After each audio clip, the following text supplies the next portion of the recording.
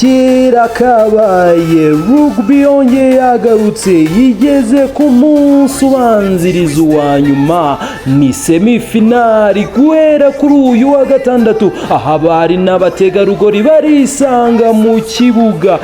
kibuga cya Camp Kigali guhera isaa 5 z'igitondo aho Kamonyi Panthers Women RFC iraza kubicakirana na Ruhango Zebras Women guturuka mu Ruhango mu butansinda bwa Kigoma mu gihe isaa 7000 His Rugby Queens izabicakirana na Burera Tigers guturuka muri Burera District.